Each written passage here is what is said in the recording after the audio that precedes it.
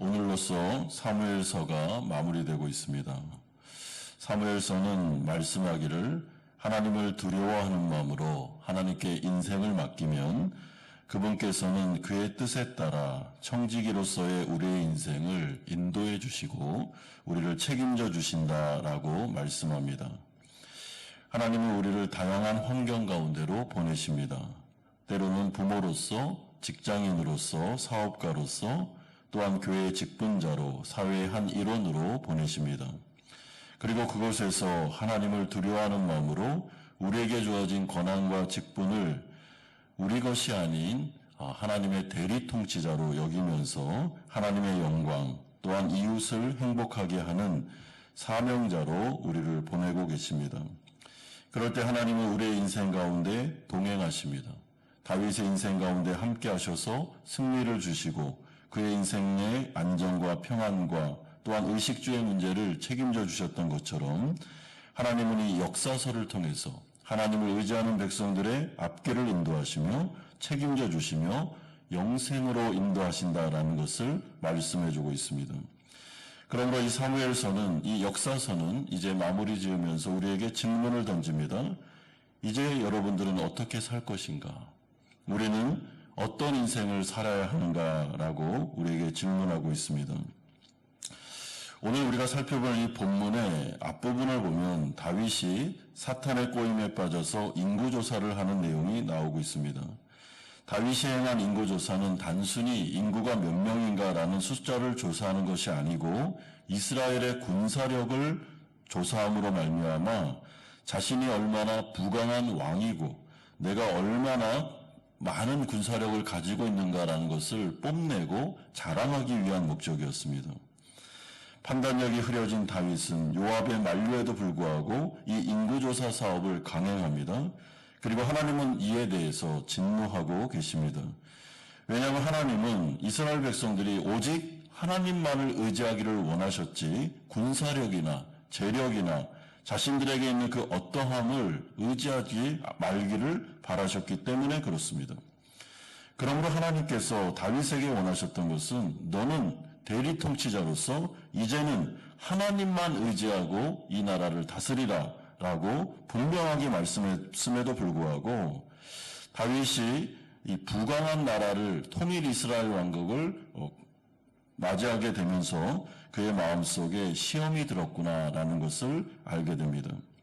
여러분, 이처럼 하나님 나라 백성들은 우리가 가지고 있는 군사력, 재력 아니면 나에게 있는 그 어떠함을 의지하시면 안 됩니다. 오직 하나님만을 의지하고 그분에게 모든 인생을 맡기고 나아갈 때 하나님은 영광을 받으시며 우리에게 원하시는 그것이 믿음의 삶이라고 말씀합니다.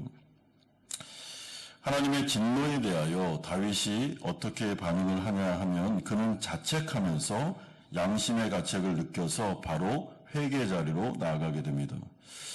여러분, 이것이 바로 다윗의 장점입니다.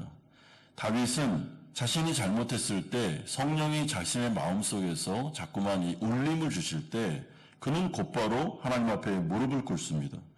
그리고 자신이 하나님 외에 다른 것을 의지한 우상숭배의 죄에 빠진 것에 대해서 겸손하게 회개하고 있습니다. 그러므로 절대로 다윗은 완벽한 사람이 아니었음을 이 역사서는 계속해서 반복하여 알려주고 있습니다. 우리와 성경이 똑같습니다. 그런데 그는 자신의 잘못에 대해 인정할 수 있는 사람이었고 그 부분에 대해서 회개할 수 있는 사람이었고 그리고 다시 출발할 수 있는 사람이었습니다.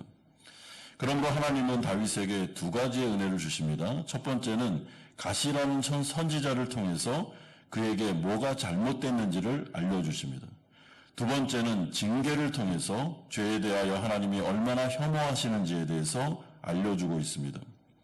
하나님이 갓을 다윗에게 보내셨을 때 하나님 앞에서 이 다윗이 잘못한 것을 어떻게 하면 해결할 수 있는지를 알려주시는데 천사가 서 있는 아라우나 타작마당에서 여호와를 위하여 제단을 쌓아서 제사를 지내면 된다라고 알려주고 있습니다.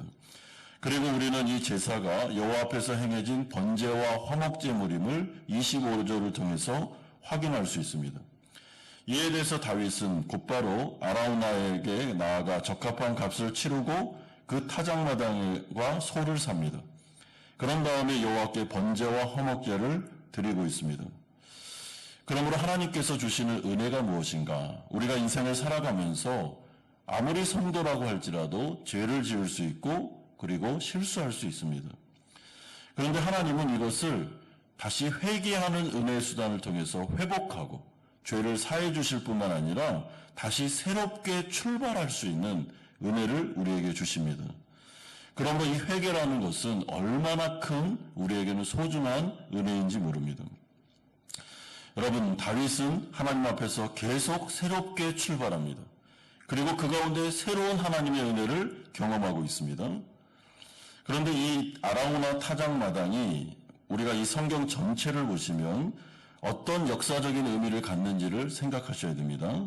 여러분, 이 타작마당은 창세기에 가보면 아브라함이 하나님 앞에서 이삭을 번제로 드렸던 모리아산과 동일한 위치입니다.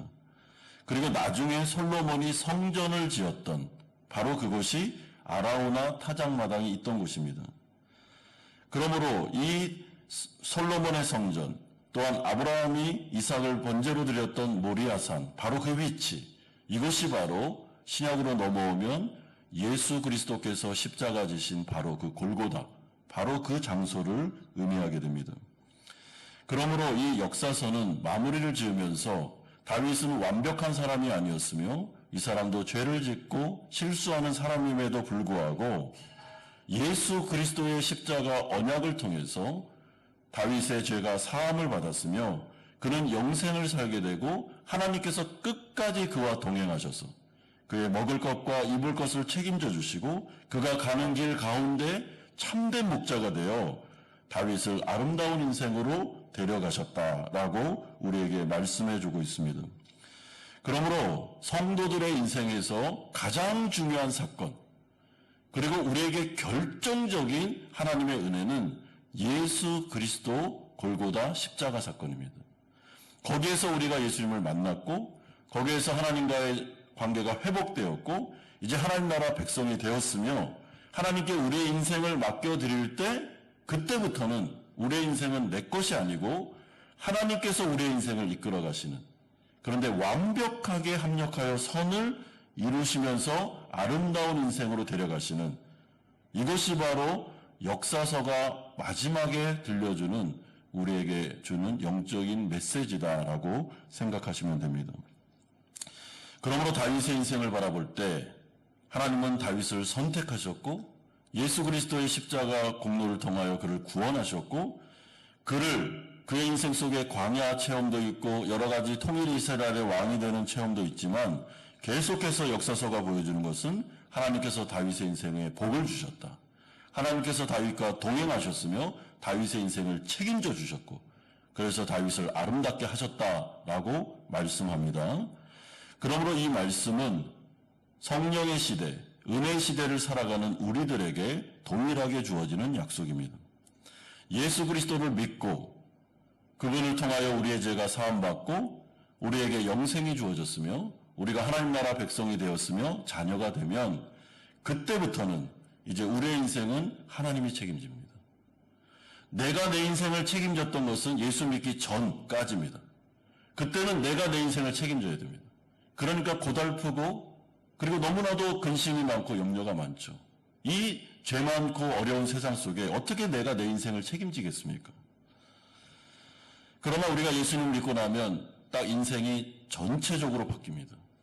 이제는 우리의 인생은 우리가 책임지지 않습니다. 하나님께서 우리의 인생을 이끌어 가십니다. 하나님께서 가라 하는 곳에 가면 됩니다. 하나님께서 서라 하면 서면 됩니다. 하나님께서 열어주시면 그 길로 가면 됩니다. 중요한 것은 아골골짝이나 아니면 푸른 잔디밭이나 할 것 없이 계속 목자 되신 하나님께서 우리와 동행하시면서 우리의 인생을 책임져 주면서 우리를 이끌어 가신다. 그래서 다윗이 살았던 이 모든 인생은 성도들의 인생을 우리에게 보여주는 거울과 같다라고 말씀해 주십니다. 우리가 예수 그리스도를 믿고 죄사함 받아 하나님 나라 백성 된 것 결정적인 은혜입니다. 이것은 엄청난 은혜입니다. 그런 다음에는 새로운 인생이 열렸습니다. 이제는 더 이상 우리의 인생을 내가 책임질 필요가 없습니다. 하나님께 맡겨드리면 됩니다. 하나님께 나의 인생도 맡기고 나의 사업도 맡기고 하나님께 우리 자녀의 문제도 맡기고 하나님께 우리 가족의 문제도 맡기고 모든 것들을 하나님께 맡겨드리면 하나님께서 이 모든 것들을 주관하시고 우리가 계획한다 할지라도 그 계획을 이루시는 분은 하나님이시기 때문에 이 모든 가운데 은혜를 부어주심으로 우리 인생을 이끌어 가십니다. 그리고 결국에는 아름답게 하십니다. 그러므로 이 역사서는 성도들에게 필요한 것은 오직 믿음밖에 없음을 말씀합니다. 여러분, 군사력이나 재력이나 나에게 있는 그 어떠함을 여태까지 의지하며 살았다면 그것을 포기하십시오. 여러분, 그것들은 우리를 책임져 주지 못합니다. 그 우상들을 버리고 참된 하나님, 참된 왕왕에 나를 책임져 줄 수 있는 하나님만을 의지하면서 그분을 신뢰하고 믿음으로 우리가 나아갈 때 우리가 계획하고 우리가 생각했던 그 모든 것들이 하나님의 은혜 안에서 이루어지는 것들을 경험하게 될 것입니다. 사무엘하가 마무리되고 있습니다. 역사서는 우리에게 분명히 말씀합니다. 우리의 인생을 책임지는 진정한 왕은 하나님밖에 없음을, 그리고 우리는 그분의 뜻을 이루어드리는 대리통치자임을 생각하면서 오늘 이 새벽에 여러분들의 인생을 주님께 맡기십시오. 가족과 자녀의 문제들, 사업의 문제들, 모든 것들을 하나님 손에 온전히 의탁드리십시오. 그러면 하나님께서 하실 것입니다. 책임져 주실 것입니다. 길을 열어주실 것입니다. 우리 교회도 마찬가지입니다. 우리 교회의 진정한 왕은 하나님이십니다. 우리는 모두 다 종에 불과합니다. 하나님이 하라는 일을 하면 되고, 그리고 하나님께 영광 돌리는 교회가 되면 하나님은 우리 교회를 통해서 자신의 역사를 이루실 것입니다. 오늘 이 새벽에 기도로 들어가셔서 여러분의 인생의 문제 가운데 하나님을 인정하시고 하나님 앞에 모든 것들을 다 주권을 넘겨드리심으로 하나님께서 우리의 인생을 인도하시는 것들을 경험하는 그런 기도의 시간이 되시기를 주 예수 그리스도의 이름으로 축원드립니다.